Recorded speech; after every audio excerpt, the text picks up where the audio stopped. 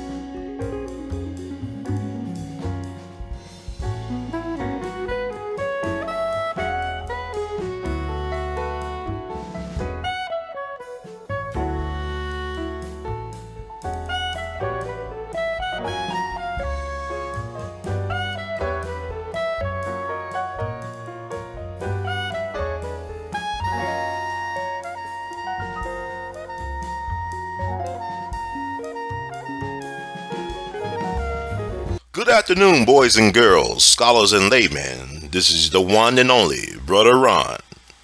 Guess who's back? Back again. Ron is back. Ron is back. Ron is back. Ron is back. Ron is back. It's Brother Ron, everybody, and this is another wonderful edition of We All Be News, ThaArtivistTHINks. Now, I know it's been a long time coming, but Ron is about to come again with infotainment that you can use. News that is actually not fake, but very, very real. From a very, very real, darkened, melanated point of view. This is Brother Ron with We All Be News and TV, radio, media, whatever you want to say. I want to thank everybody for being very loyal to the platform. We are constantly growing in spite of obstacles. But like Brother Malcolm X said so many years ago, the wise ancestor that we had, he said, without criticism, without critics, you can't have success. Without critics, you cannot have success. So we're very successful minded and prosperity oriented at We All Be News, Radio and TV. You know how to support the platform, y'all. Tell a friend. If you like the words from Brother Heard, also you can make a one-time donation at PayPal. We got the link in the subscription. And also you can make a recurring donation at PayPal or join our Patreon channel at patreon.com/weallbe. That's patreon.com/weallbe. Or also you could buy some artivist gear. That's right, boys and girls, scholars and laymen. You could wear the artistics or artistic expressions of R2C2H2 the artivist, also known as Brother Ron. You can find these things. We got the links for that, R2C2H2.com. Go to our Teespring storefronts as well. We have all that in the subscription box. But let's get to the subject of the day, or of this segment. Poor little rich black boys and spoiled baby boomers. Once again, we're going to be talking about poor little rich black boys and spoiled baby boomers. And what inspired me to talk about this today is the New York Times article that came out earlier this week that has everybody abuzz in social media land and black Twitter and beyond. And it deals with the fact that, or the data that suggests that even if you are a rich black boy, growing up rich, you end up poor.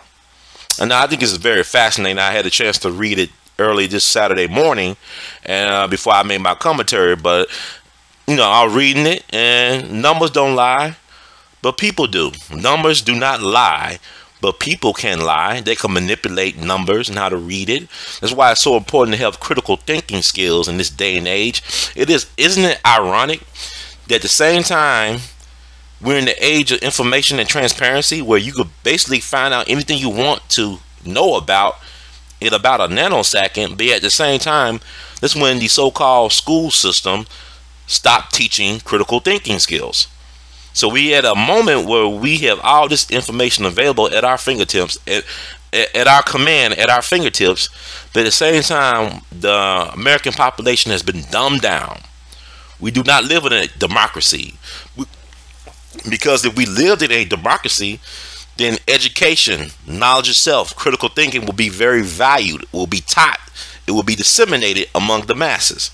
So we have a poorly informed population for the most part who lives in sound bites. Now, if it's interesting, you could compare and contrast. You know, when they did Man on the Street 50 years ago, like, it's funny how some of these late night talk shows, they do the Man on the Street thing where they go out into the public and ask the public about things that should be common sense or common knowledge. And a lot of people are clueless, but you know, people laugh at these people saying they're stupid, they're dumb, but nobody's really dumb. Just a lot of us are not well informed about what's going on around us and what happened before us. A lot of us are not well informed of what is going on around us and what happened before us. So there is the problem. It's not being taught in schools. It's not being taught in the home. I'm a profound believer that knowledge of self is taught in the home. You do not go to school to learn knowledge of self. You go to school to learn reading, writing, and arithmetic, but you learn knowledge of self, who you are, where you come from, who you can be at home. You learn all that when you at home. So that's most important. That's missing at home because that's not being taught anywhere else. So there's a problem. Houston, we have more than one problem. So that's what people gotta understand about what's going on right now.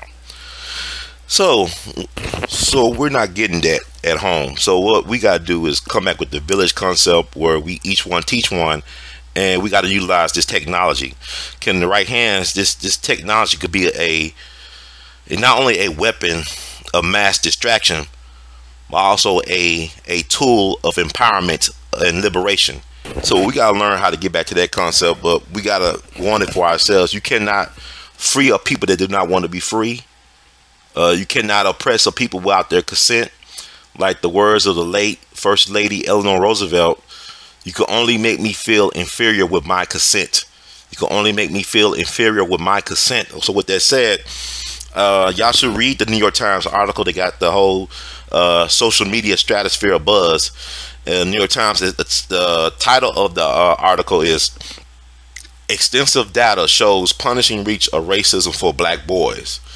See, there's no country for black boys. No, you know, black folks, this was a wake-up call. This is a reality check. This is a N-word, as y'all say, a nigga wake-up call, as Paul Mooney would say.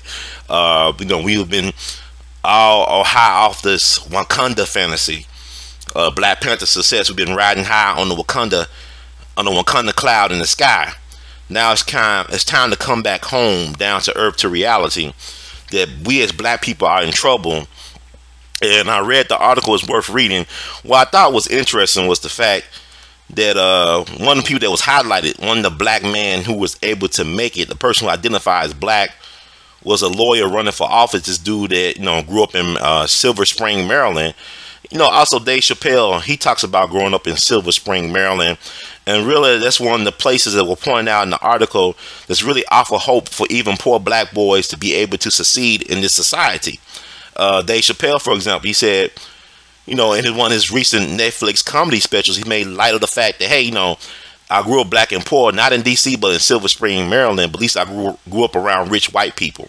So, I mean, you think about the success he later had on as an adult. He later had as an adult, be able to understand the white world, the mainstream world, and having white friends growing up and whatnot. And the article highlighted a brother named Will Jawando. And Will Jawando is interesting because simply for the fact that his father is a Nigerian American and his mama is white, and he grew up in Silver Spring, and he's a lawyer. He grew up poor in Silver Spring, Maryland, the Washington DC suburb that contains some of the rare neighborhoods where black and white boys appear to do equally well. Mr. Jawando, excuse me, who identifies as black, is now a married lawyer with 3 daughters.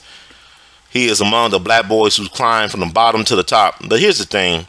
I applaud Mr. Jawando on his success and future success, but he does not represent, but really the article is talking about black boys, meaning black boys who were descendant of slaves, black boys whose ancestors have been here for hundreds of years.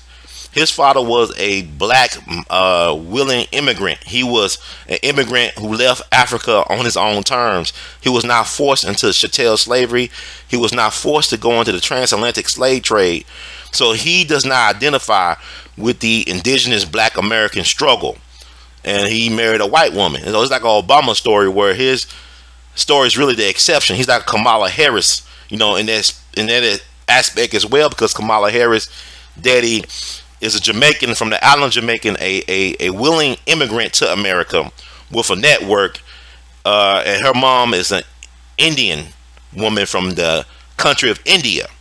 Like Obama father's allegedly from Kenya, his mom a white woman from Kansas with connections in Hawaii, and he grew up in Indonesia. So they don't really represent the black man struggle in America. I mean, black men who ancestors and who are indigenous to America, to the North American continent.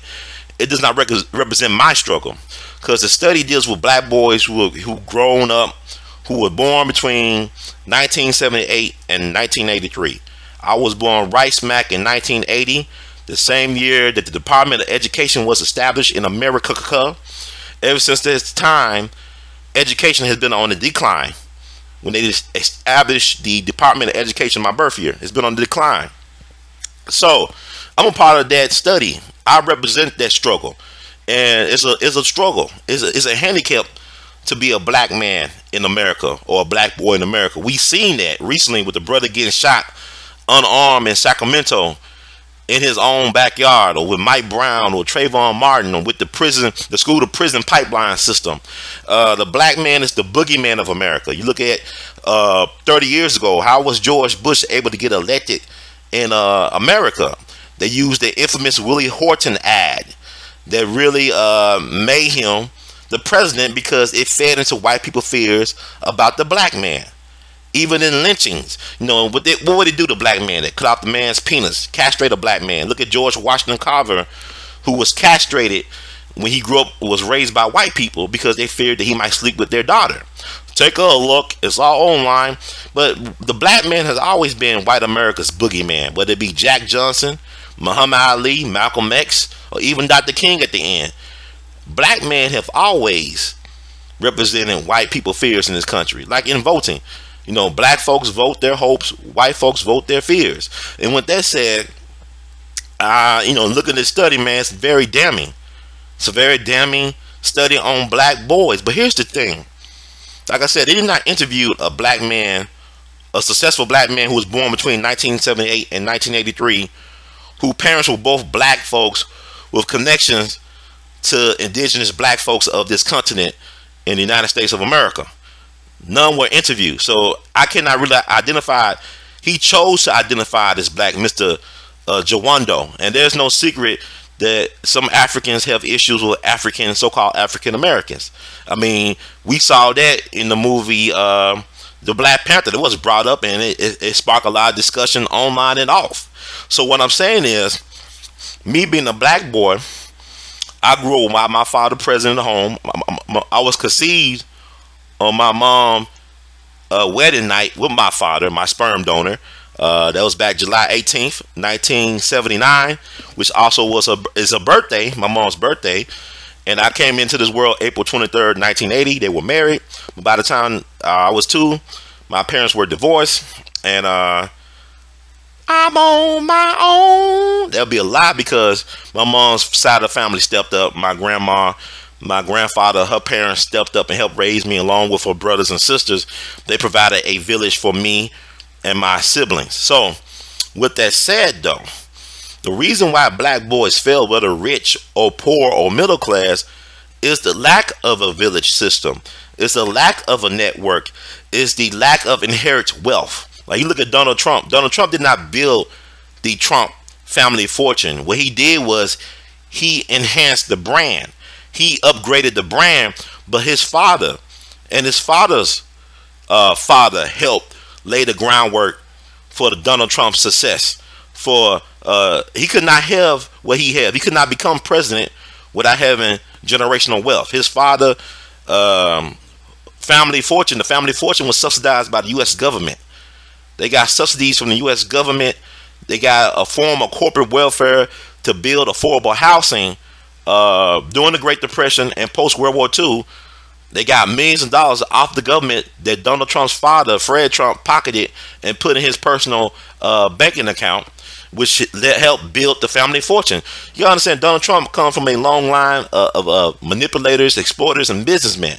You know, his grandfather his father was a pimp and a restaurateur and a hotel owner, and his father was a slumlord and a builder that worked with the mob. You know what I'm saying? You doing construction on any type of union or construction activity, excuse me, in NYC, New York City, you got to deal with the mob. The whole system is really organized crime. But he is a trust fund baby. A lot of black boys, I don't got no generational wealth I could build upon. You know, my father did not provide for me. He wasn't there for me day to day. He paid child support on time. He never missed a payment. He was always gainfully employed. But in terms of providing other things such as emotional support and being there physically in the home, that was non-existent. But I'm saying, but if you look at the failure of black boys, a lot of times it's because of lack of a father figure, lack of generational wealth. If you look at the study, they even pointing out in the study that black boys, even in poor communities where fathers are present, where men are present, they fare better than black boys without father figures, without men present in the home and in the community. It's not just black men being present in their homes, but just being present, being accessible in the community. That makes a difference. You look at somebody like a Nigerian immigrant or whatnot, or Asians who are shown to do better than white people when they are immigrants. They come over here because they're not coming over here empty-handed. They come over here with a purpose to establish business, not to work for somebody else, but to work for themselves, to empower their families and to invest in their families and to bring more family members over here to start businesses. See, they come in with a line of credit, with a country of origin. They know their mother tongue. Black boys, we don't have a true identity we can hold on to. We lack family roots. We don't know who we are, where we come from most of the times, or a lot of the times, not all the times. But what I'm saying is, if you come from a history of people that have been exploited and manipulated and terrorized by systemic white inferiority and systemic genocide and all types of form of isms and sides, then you get what you get now with black boys who transform into black men, cannot get ahead, cannot be the head of households, cannot be the patriarch, cannot be the provider. I even talked to my auntie about this, where my aunt, she was, back in her day, she was fine as wine, the darker the berry, sweeter the juice, had an hourglass figure. She had several proposals from men who were gainfully employed, who had enough money, were making enough money at their respective jobs and whatnot to provide for a family, where she could stay at home and raise the child, educate the child, and give the man a home and peace of mind. But like I told her, those days are long gone. Those days are long gone, because now if you really want to have a decent family, if you're trying to raise children, you need two people, both mom and dad, working in the field in order to raise a family. And then that might not even be enough. But like I'm saying, that's the problem. So you look at the baby boomers have really been spoiled. The baby boomers have really been spoiled. They had benefits. I'm talking about the black ones as well as the white ones. The baby boomers had it good. Like, y'all notice I have Judge Joe Brown on my show a lot, and Judge Joe Brown, he talks about how he was able to go to UCLA debt free. You can't go to UCLA debt free now. Not in this day and age. But back in the 60s, college, you could graduate from a college and now have a lot of debt, substantial debt. I talked to another baby boomer who was a lawyer as well, a man named Jeffrey Haas, who is a Jewish American from Atlanta, who went to law school in Chicago, who became friends with Fred Hampton Sr. and actually helped lead the civil lawsuit against the government for the wrongful death of Fred Hampton Sr. and his partner Mark Clark. They was able to lead that and got it done for the family. The family was awarded $1.85 million in damages back in 1982. But he was a good friend of Fred Hampton Sr., and he was inspired to start the People's Law Office in Chicago because of that. But even he told me, Ron, the reason why we was able to do all this social justice work and whatnot was because when I graduated from law school, I didn't have any debt. You was able to go into the community and be of service right away because you didn't have to deal with trying to find a job to pay off student loans. And now even today in student loans, when you file for bankruptcy, you cannot get rid of the loans. A lot of us are going to end up dying with the debt. Just like this country, what I think is interesting, people worry about their debt, but America is $20+ trillion in debt, and the bitch ain't worrying about paying it back. America is $20 trillion in debt, and the bitch ain't worried about paying it back. But yet, y'all get nervous and stressed out and high blood pressure pills over owing a couple $100 on the light bill and on your cell phone bill. But America owes $20+ trillion in debt, getting in more debt, haven't paid the people who helped build this country their rightful earnings. So they left the descendants of the people they have stiffed on paying. I'm not talking about minimum wage. I'm talking about slave wage, which is no pay. That's who I'm descended from. That's who I'm descended from. But yet, this is what you get. Because unlike Donald Trump and George W. Bush, I'm not a trust fund baby. My people have tried to build generational wealth in this country, and you get things like Wilmington 1898, you get things like Tulsa, Oklahoma, Black Wall Street 1921, you get things like Rosewood 1923, you get things like Elaine, Arkansas 1919. I can go on and on and on. It was more than one Black Wall Street that this country had. It was more than one time that this white inferiority system destroyed Black Wall Streets, okay? So you're dealing with that reality. So when I read that article, it's worth reading. It's not that long. It's amazing data. I like how it's displayed. But it gets to my point that the baby boomers, especially the black ones, had it good. I don't think Clarence Thomas could become what he is now in this day and age without affirmative action. When affirmative action actually helped black people back in the day, when it first started, it was geared towards having black folks who were descendants of slaves get ahead in the world. And it actually worked for a lot of black people. A lot of black folks benefited from it. But now these same black folks who have benefited from a lot of them, they turn their nose up at the millennials and whatnot, saying they're lazy, they're not focused, they're not disciplined. But the problem is that they never had to deal with the debt that we had to deal with. They was able to have free love and get involved in all types of civil rights activities and social justice movements because back then in the 60s, the economy was historically booming. We had a booming economy. I mean, it was so great or so good. Whereas if I was a black boy going to high school and I decided to drop out of high school, I could still get a good paying job at a factory in the neighborhood, raise a family of 4, work that job for 30 to 40 years, retire with a good pension plan, send all my kids to college with no problem. Those days are long gone. And also, not only that, be the only provider in my whole family. My wife could stay at home and raise the kids and take care of home and maintain home. Those days, like I told my auntie, are long gone. And like I said, America always loved making black men the boogeyman. So what they said, therein lies the problem. But the truth of the matter is, the problem is the lack of a real network. Because black folks, what we do when we get a little bit of wealth or a little bit of riches, we want to separate ourselves from our people. You know, but everybody else do it opposite. Like I said, people who are willful immigrants come over here with a line of credit from their country of origin, with family back home backing them, sending them money to set them up here. It's like I remember looking at an interview with the founder of Kinko's, who was Lebanese American, I believe. He was on the Tavis Smiley show years ago. And he said he was a poor student in school, got transferred a lot. I think he grew up in L.A. He got moved from school to school, was just failing everywhere. And he finally settled in USC. And I think USC is where he opened his first Kinko's. But what he said, even when he was a poor student and growing up, his family never instilled in him that he's going to work for somebody and find a job. They asked him what business he want to start. It wasn't a question of, can you find a job? It was a question is, what type of business you want to create and manifest. See, black people, we tell our kids, we kick them out the house at 18 and tell them, we didn't really prepare them well for the world. We didn't help them understand how to navigate a white inferiority racism system that especially denies black boys or men certain privileges that they keep for other people. Even black women get more privileges than black men.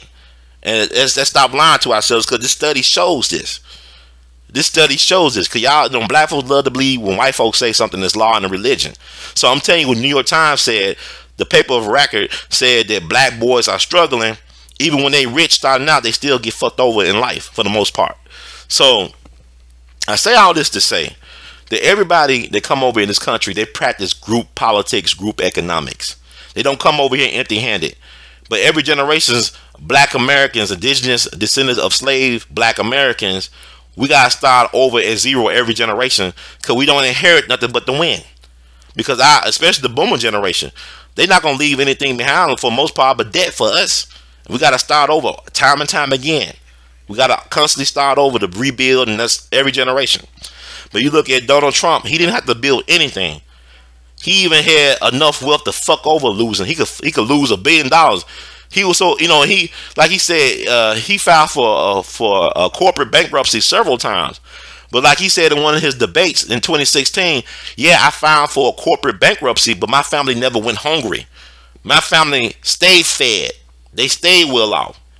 See, they understand how to play the game, because he said the game is rigged. It's rigged for people like him, who know how to play the game, who have enough chips at the casino to play. Because not only do they have chips at the table, but they own the house. And you can never lose with house money. Even if you file for bankruptcy, you can never lose with house money. And black folks, we never had house money in America. We built the house. We helped build Master's house, but we never had control of Master's house. And that's the problem. And now it's catching up with us. The chicken's coming home to roost. The writing's on the wall. The writings are on the wall. Okay? So the chicken's coming home to roost. So this is what I'm saying. Everybody practiced group economics. 100-something years ago, Irish and Italians and Jews were considered niggas. White Jews, Italians, and Irish were considered niggas. But what they did, they understood the power of group economics, group politics. The Irish and Italians, they took over the fire stations and the police departments on the East Coast. They was able to get political power. The Jews helped take over the unions and stuff and organized crime along with the Italians and Irish, because the whole system is organized crime. So they was able to get a seat at the table. When black folks try to do it, they put in laws. Like prohibition made a lot of folks wealthy, made a lot of white folks wealthy. Look at the Kennedy family. Look at the Bush family. Even with World War II, American white businessman backed Adolf Hitler. Adolf Hitler was a big fan of Henry Ford. He had a large portrait of Henry Ford in his office. And also the Rockefellers, they supplied both sides. In war is about making money. So the Rothschilds, the Rockefellers, the Bushes, all these people, they support both sides. You know what I'm saying? Because at the end of the day, war is not about freedom and liberation. It's about control. It's about power.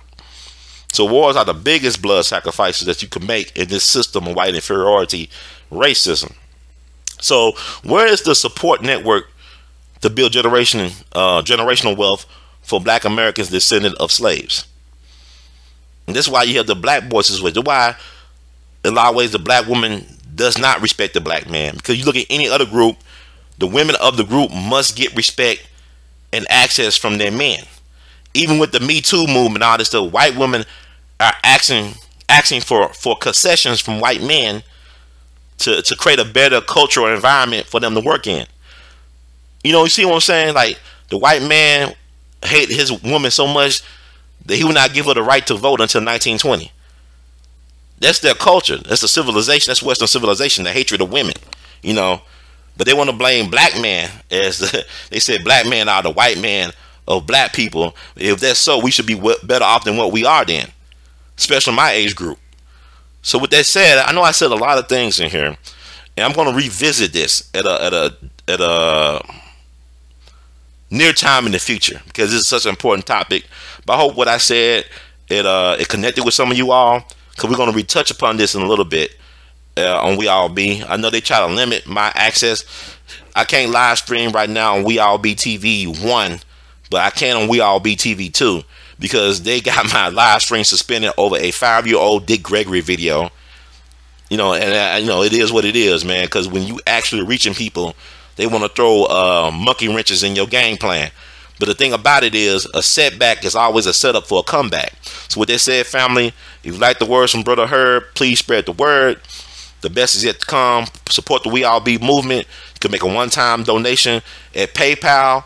All this listed in the subscription link. You can make a recurring payment as a member of the patreon.com We All Be community. That's patreon.com/We All Be. You can buy Artivist gear, artwork, art print from the Artivist, r2c2h2.com.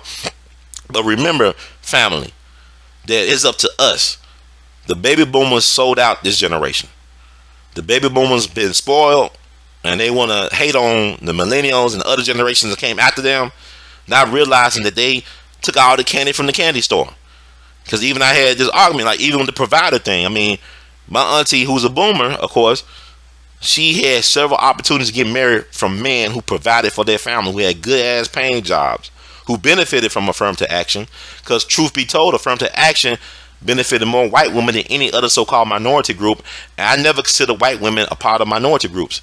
I mean, if the white man's the pimp, then the white woman is his bottom bitch. Then in some cases, the black woman could be the bottom bitch. Not all black women, but it is what it is. But what I'm saying, we're going to revisit this topic. It's a lot of meat on the bone that I'm leaving right now, but I will revisit. So please spread the word. Subscribe to We All Be TV while you can. Support the movement. We got a lot of great things coming up, family.